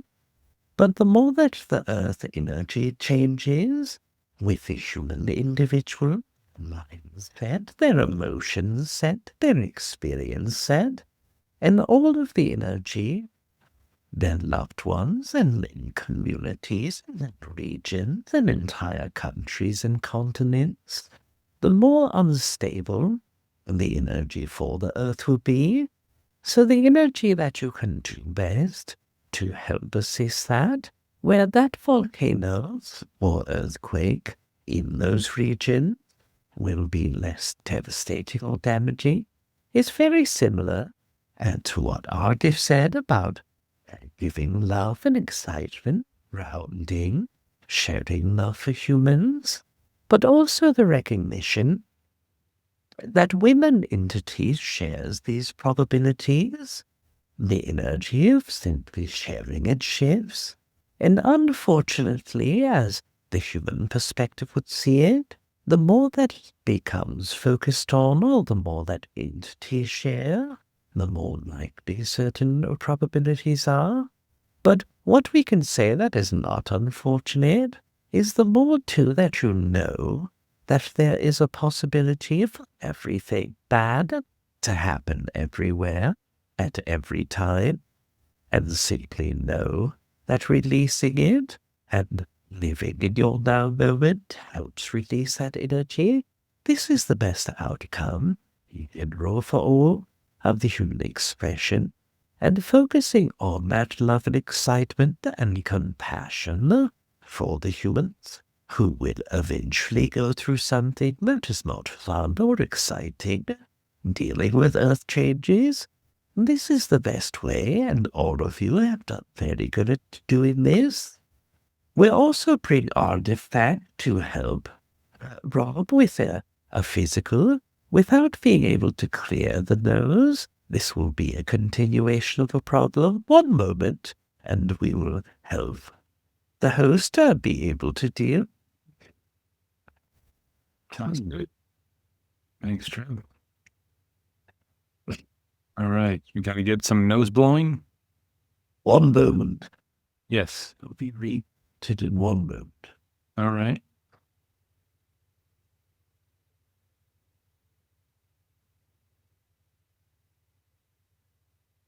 Fascinating how this works. Thanks, Kristen. Good times. So I guess in the answer is we don't know what's gonna happen. It's all a surprise. Well, and part two of this maybe is with the political climate and how much is going on. I'm sure that's amplifying it as well. You know, I try to stay out of it and keep positive and very neutral about all these things since I expected it in a way to happen. Obviously, the systems have to fall and so on and so forth. But I wonder if that's also amplifying the energy of it. I'm sure it is. Yeah, when Rob comes back, we'll get on that. But yeah, I did think I'm sure it's all intertwined, as we know, and it's exciting. We're in this great change, and it's as fearful as so many may be, as we're seeing our establishments fall and collapse. It's so exciting at the same time that this change, this much needed change, is finally happening. So I'm more excited. I mean, I'm not happy about great earth changes or cataclysms that are going to cause suffering, but super excited to see the fall of our establishments, our established governmental systems that have clearly not been serving the masses, are coming to an all-time high when it comes to distrust and these things. Distrust, disharmony, all the things. Yeah. It's great. I'm like, There's time to rebuild. All right, we'll bring Ardif when you're back and ready. Yes, greetings to you, Redkin. This is our. May continue your queries at your leisure. Okay, I think Courtney had a follow-up question. Go ahead, Courtney. Yeah, so when we were talking about the political climate, specifically here in the United States, and how crazy things have gotten, and the expectation is, in order for things to come to the surface, that's how we'll, move through them and bring light to what's happening. But I can only imagine that with as much disruption that is happening on both sides of those who are, either for or against, and all of the emotions that are coming up with it, that it's amplifying the energies and the negative, fear-based energies that are probably also accelerating or amplifying some of the energies that are, that the earth is going through. Yes, first of all, as we've shared previously, the energy of political ideology, very important for the earth to go through this moment. You see it playing out in the United States region. Now, of course, our own perspective is quite different from most humans that way. Many humans perceived the goodness and badness of that of Donald Trump, the goodness and badness of that of Hillary Clinton, of the entity Bernie Sanders, and we spoke to the effect of both of those energies, one being perceived as Donald Trump upon one side being a person's choice, that person who is outside of the system for the Republican side in ideology, and the Bernie Sanders entity being that outside of the system from that region, and of course the Clayton entity is part of an older system that was built within, and of course this person from that older system was pit against the person who was perceived as outside the system. That occurred, all of you understood how this occurred, why it occurred. After this, the answer for the Trump winning region was simply because the human elected perceived this person is outside agent of change. Now push forward for another 4 years. The entity that was a part of an older system, but had been away at limelight for some time, came back in. And the negative attention that this Trump entity brought forward a great deal of anger and hatred towards him. But what humans were not necessarily perceiving in a larger sense was that both of these entities, all of the dynamics with both of these entities were simply symbols. Push forward, the same entity that was hated deeply became loved again and was brought forward, and now the intensity of that energy from half of a nation who hates, from a nation who loves. This concept is politics in general. This is personified. Masculine energy and feminine force of energy being highly out of balance within the concept of politics. The energy of the concept of a person, one person, treating everything. This is that symbol. Now, of course, many humans who love this entity are frustrated in this moment for not seeing results of things that were promised. So it teaches these humans who love this person that one person alone won't change the political ideology. And the people who hate him, this also shows them that the political systems are broken. And in all, that is what this experience with your presidential politics have been since the year of 2016. That the system itself is broken, that there are many crooked entities and energies that are invested in the government, that a system empowered human at a personal level and told you that the personal entity, the individual, was in power. And then that person was presented in a town, and that town in a county, the county in a state, then the state to the national. You see it reverted, completely opposite as it was intended. The person running a country, and that country runs the state, and that state runs the county to the city, etc. All of these things are showing hypocrisy. We have noticed very specific energies that humans fixate upon politics. Well, once you back before the Donald Trump time period, the Barack Obama entity that was president desired to have a Supreme Court justice placed. And Republicans expressed, no, they cannot do this. This is not for the rules. It is too close to the time you must leave. So you have to wait. And of course it was not waited for. And then the example was inverted. When Donald Trump was on his last time, wanted to have a Supreme Court justice, then those initially opposed that ideology were supporting it under the Donald Trump entity, and those that were Democrats in nature that supported it when their own president was in power, fought against, and time after time we see these examples being shown through a magnifying glass to the entire collective, showing you that your side just did what you were complaining about 4 years previous. 3 years in the future, it will occur again, and be that accepted now will not accept it then.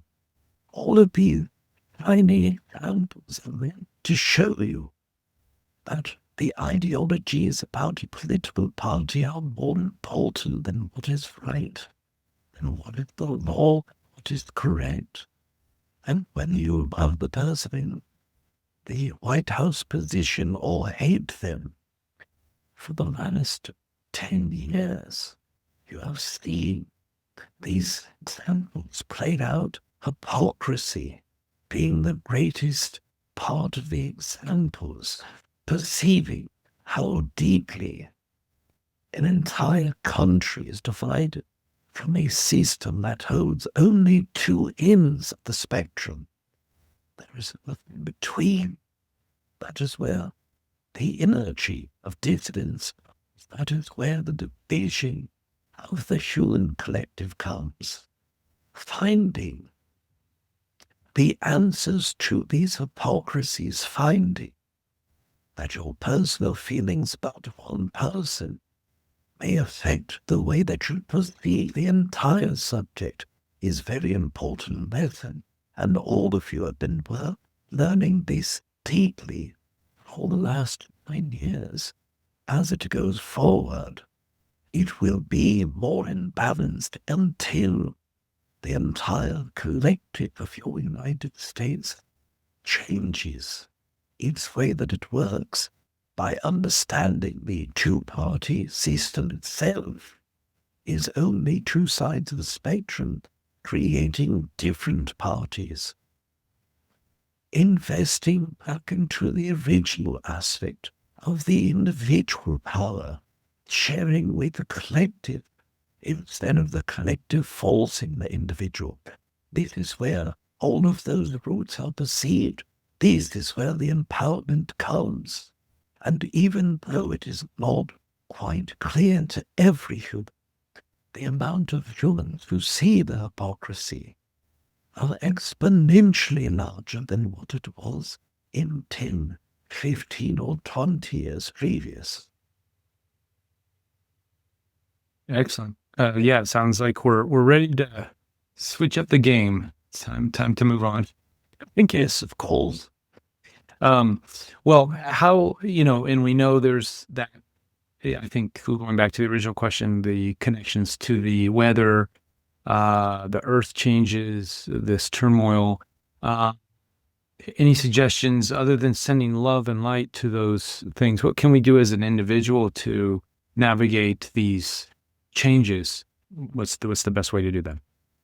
Yes, of course, the physical body requires preparation and knowing about the circumstances that comes, of course, being prepared, as we expressed for many years, knowing that unexpected, being prepared, creating preparedness through community is something that we have seen become better and stronger in your collective in the last 2 years. But personally, speak to your neighbor, personally share with him that if this area that doesn't flood very frequently does flood, this is what I'm doing. What can you do to help our community? What can you do to help this small group of humans around you? Whatever preparedness that occurs will only benefit you in general. Most of you will require preparedness before the mindset allows a full relaxation, because you understand if it does occur, you are bad. Therefore, you do not need to hold worries about. Right. Yeah. So I know I had done that in my community back when I was living in Big Bear, reaching out to my neighbors, and that just in that act, even though there was some fear in that idea that something could happen, but once I had the communication with the neighbors and got to feel familiar with them, I felt a peace of mind come over me, a sense of safety in knowing that myself and my community were more coherent on disaster preparedness and that kind of thing. It did seem to ease the mind a bit. Yes, of course, because the energy of what you are becomes in sync with what is around you when your surroundings are in sync. That is what diverts the emergencies in most cases. So in a sense, these accidents or emergencies that happen are coherence mechanisms, the Earth trying to gain coherence for its local area, for that specific area. Yes, for those regions that it does occur, there is a rebalancing act energetically, physically. It manifests into a storm, a flood, volcano, tornado, etc. Energetically, it's a releasing the imbalances that are occurring there. But in the physical sense, it is a recoherence of regions. All of you perceive humanity at its best after disasters. Rob himself, when sharing his own experience with New York City, said the first time that he had perceived that town, it was in discord and disarray, but the moments that your 9/11 occurred, there were humans helping one another, holding strangers' hands, hugging one another in the streets in a city that was well known for the dislike of any human that was around you. So, of course, it naturally brings coherence to regions. Humans work together as they did in their original form, tribal forms co-creating with one another. So, not only energetically does it release that resistance, it brings a natural form of coherence through forced co-creations. Forced co-creations. We're coming up on the Lemurian Life Expo and excited to have you there and your energy. And they also, during their evolutionary cycle, the island of Mu suffered great cataclysms. And they, from my awareness and understanding, the beings of Lemuria were more connected to nature than we are now, and understood these cycles. Even with all of that understanding and connection, they still went through these great shifts. Could you give us a little bit of insight on how that happened? Were they in tuned? How did they navigate those shifts, other than going into the mountain, obviously? Yes, of course. First of all, there are two separate forms of cataclysms that occurred, and they are different cycles of the Earth incarnation cycle. Although Atlantean and Lemurian energies did in fact flow back at the very end of the Lemurian energy and the beginning of Atlantean energy, the co-creations were in different forms and in different energies. Now, that which is the continent of Mu that humans perceive, and the Lemurian concept in that concept of its entirety, yes, there are some facts that relate to those energies, but of course the Earth itself as an entity, the theme that every incarnation cycle that joined Earth agreed upon was that there would be a spectrum, and if there is a spectrum, it requires the high balance of the beings that existed in Lemurian consciousness with imbalance of the Earth itself. The Earth as a physical entity was in levels of high imbalance, and so of course that cataclysmic concept unfolded.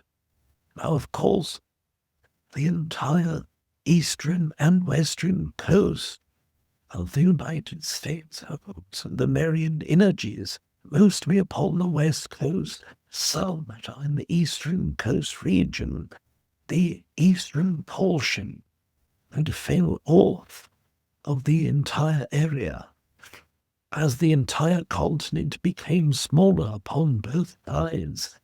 the remnants of what was left upon the eastern coast regions where the Atlantean entities began. And the consciousness of those that were Atlantean nature, these beings were more so self-destructive than the Lemurian consciousness was. They were tuned with nature, tuned with their internal and external technologies, much more so than Atlantean beings. But the Earth itself, an expression of division, an expression of polarity, an expression of two sides of the spectrum. The rest of the Earth did hold heavy imbalance, and the end of that incarnation cycle was also required. So if an entire race's evolution is done, do they simply leave their bodies, or do they create an experience as several, as you would call them, extinction level events have occurred on your Earth? It was simply time for those entities to leave. And that is the case with Lemurian consciousness as well. And that's where we get the tie-in with the Agartha networks, the Shambhala and other sort of multi-layered dimensions overlays that where these other civilizations, in a sense, still exist, but on a different temporal level. Yes, in the higher dimensional realm, there are also collective consciousnesses playing out their own energies. Now, of course, you perceive in this specific time and this now, you would say that Lemurian consciousness is not physical, and Atlantean consciousness not physical, yet their consciousness is still deeply integrated and tied to Earth.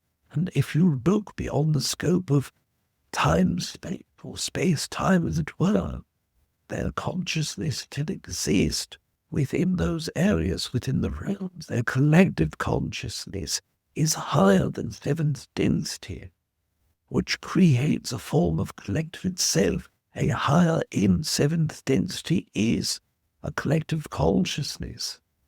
So in that essence there are, and as a collective form, smaller factors involved. This is why humans are still able to speak to Atlantean beings, Lemurian beings, Conky beings, all of the previous incarnation cycles, even though the Earth reptilians physically still exist. They are not perceivable by yourself. They are in higher dimensions plane. And of course, those that are Bigfoot, those that are fairy, those that are elves, dwarves, these consciousnesses not seen physically by many humans, and the humans that do perceive them are psychically open. Their third eye perceives past that realm. So yes, the Agartha networks, Lemurian consciousness, all of these higher dimensional entities and energies exist within the Earth collective, but not in your time space, not in your physical dimension, and not upon your physical time list. Right. And in a sense, what we're doing with the Lemurian Life Expo, we're opening the portal so we can make these connections to these forks in the road, so to say, of our evolutionary consciousness. Yes, of course, you're integrating that energy into your time and anchoring it into your now moment, yes. And just to, and this will be kind of the last question here. The difference is, my understanding, maybe correct me, the differences between the cataclysms of that time, the Lemurian Atlantean shifts, was more of the Earth descending into third density, and where it might be different now as we're now ascending, going back into fourth density. So this cataclysms and phase shifting worlds and stuff, it's a different sort of set of rules, and the game is a little different this time. The way that you've expressed this is both correct and incorrect at the same time. Okay. Yes, at that time there was a distinction, but Earth exists in third density, fourth density, fifth density, and sixth density simultaneously. There are entities right now that exist in fifth density that are standing within proximity, within several dozens of miles of where you are in this moment. Some of them are underground. Some of them could stand next to you and you may feel them, but you would not perceive them. They are existent upon Earth. Earth is multidimensional. Earth exists within all of those areas and shares the generic time-space.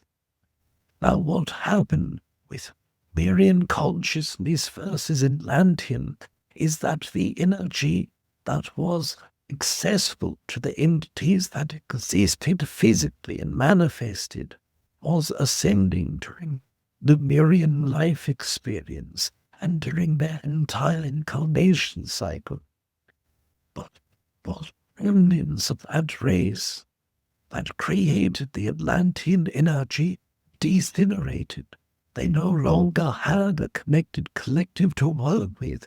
They no longer held the memories of that time. So it was a natural descent. And it existed to where their physicality dropped down into the dimension below them, because they could not hold the vibration to keep themselves within that physical dimensional area. But the Earth was the same.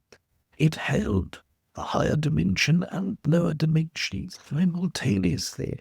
Only the entities that exist are choosing which version they are by existing in that dimension itself. Right. Thank you for clarifying. So it's like there's all the levels are there, but from our perception and our linear timeline and how we measure things here on this earth, we see it as a descent and then an ascent and a descent and ascent. But in reality, you're saying it's all. There's ascending timelines. There's sort of regular timelines where it doesn't ascend or descend, and it really depends on us as an individual, which direction we go.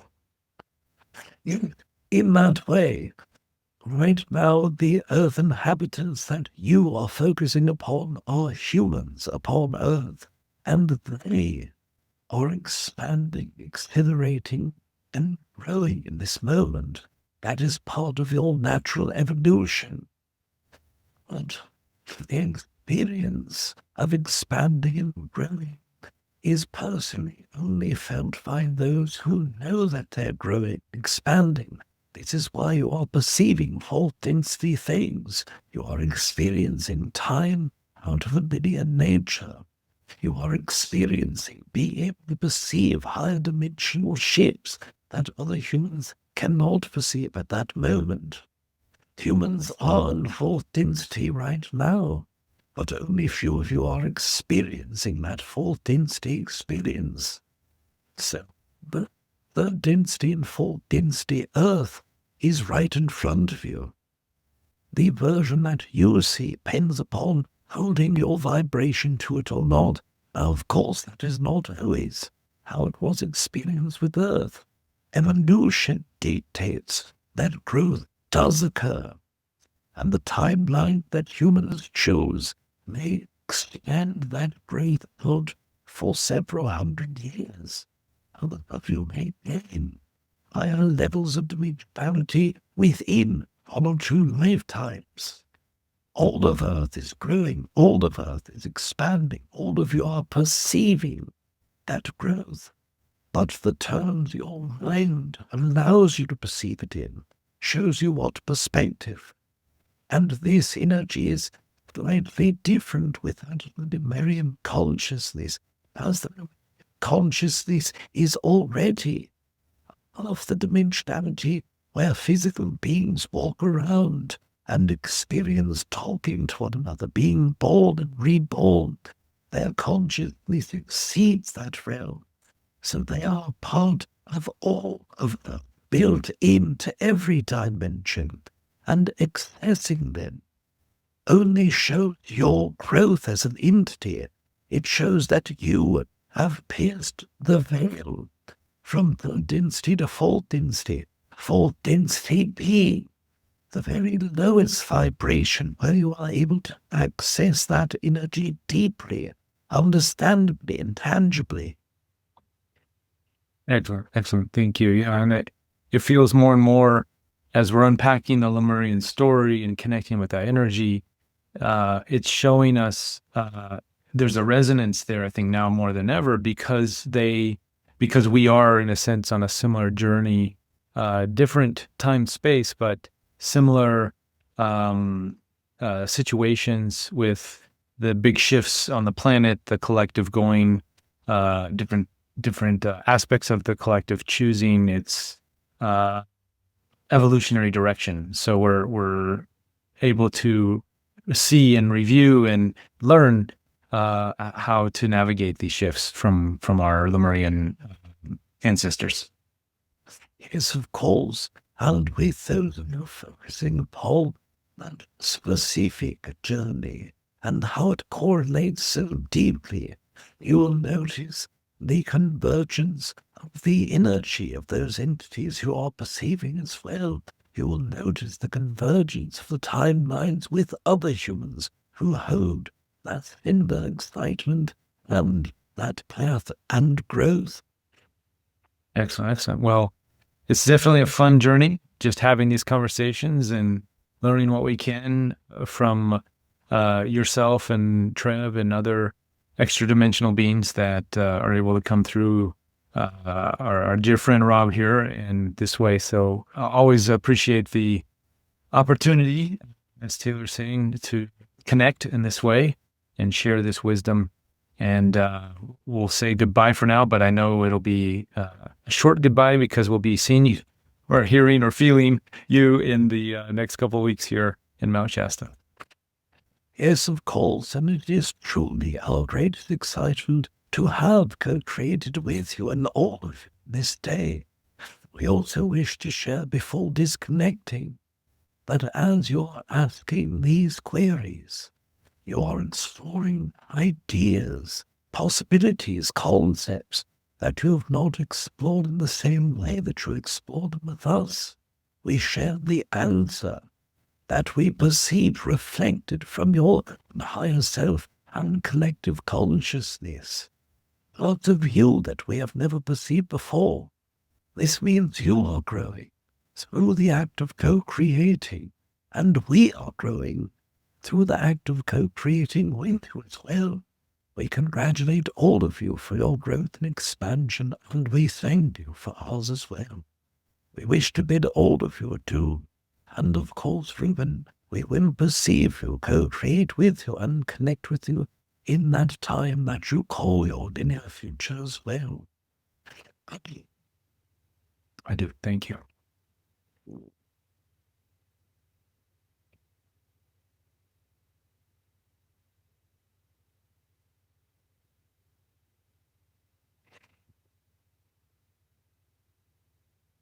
All right, Rob, how's the sinuses? Yeah, I have a tissue in my hand. Is that a surprise for you? I mustn't. Okay. Yeah, Aridif did some repair work for you. Like 3 days after from Japan, my nose started going crazy and it hasn't stopped yet. So Yeah. That's part of I think just the fatigue that comes from the travel and the acclimation to different environments and everything else. So, but Treb and Aridif did a juggling act there, and it was quite beautiful. Treb came in too. That's great. And it was awesome. I love it. And I had some question. I asked a question for you too, so hopefully you get to watch the playback. We'll give it to you as soon as possible. So, I'll definitely watch it back. That's great. Thank you, brother. Yeah. Well, I know you're in your dazed and confused coming back self, so push you too hard. But just want to say, looking forward to connecting with you in person in Shasta in a few weeks. It's going to be awesome. And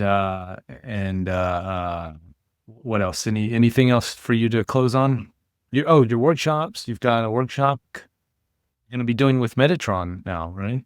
Yes, yeah, I'm going to be working with Metatron there for the workshop, which is only the second time I've channeled him for a workshop before, so it'll be pretty special, yeah. And I'm very excited to be there. It's less than a month. I can't believe it's less than a month. It's like 3 weeks and a day or two away. Holy moly! I'm very excited. Excellent.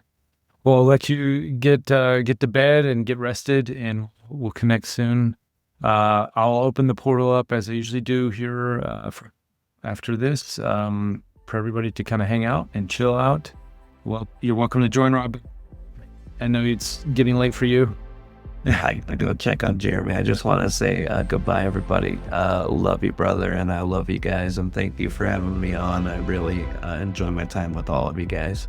Love you, Rob. Thanks for coming on. Appreciate it.